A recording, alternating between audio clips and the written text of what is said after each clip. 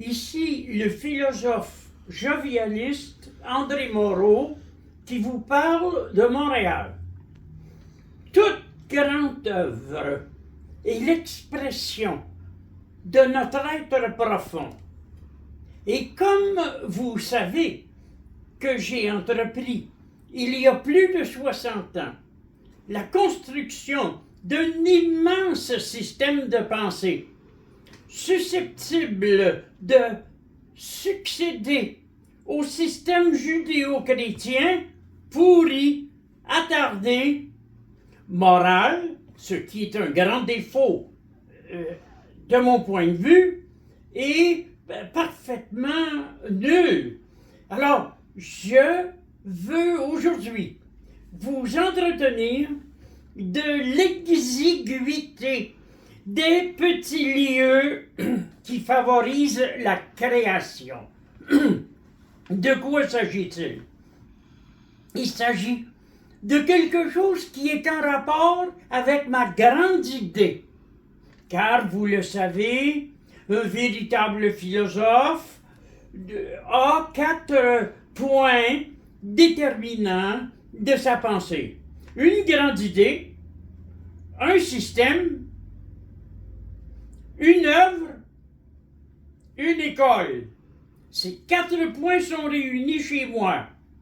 Mais pour développer une grande idée, c'est ce que j'ai appris par mon expérience, et vous allez voir comme c'est étonnamment curieux, il faut presque s'enfermer dans un garde-robe.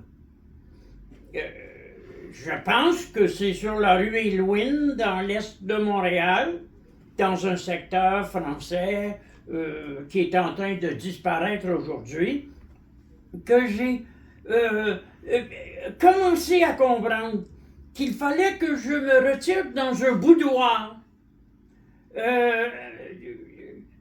Les persiennes closes, car il y avait des persiennes vertes en bois que je pouvais ouvrir et fermer l'été.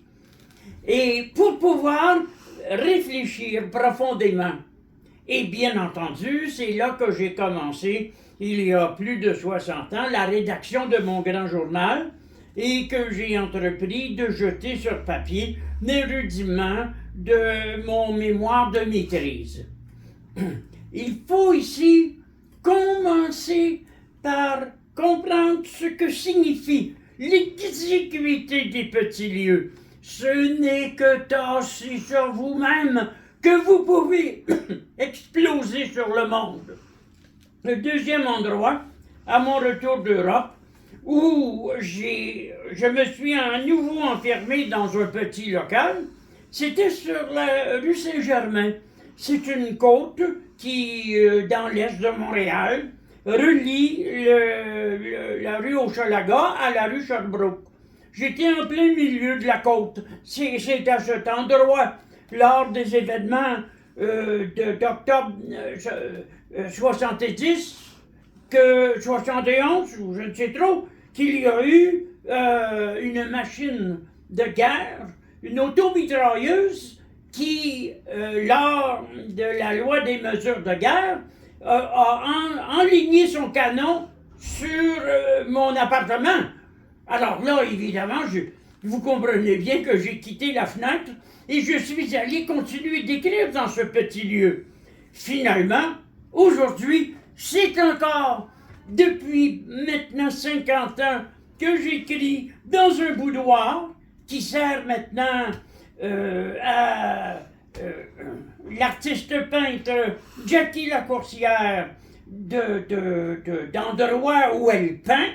Mais moi, pendant toutes ces années précédemment, j'ai rédigé dans cet endroit les persiennes closes, concentré sur moi-même, sur la vision du monde que je vous propose et qui devrait rénover notre univers, car il s'agit là d'un programme pour un nouvel univers. M'a-t-on compris?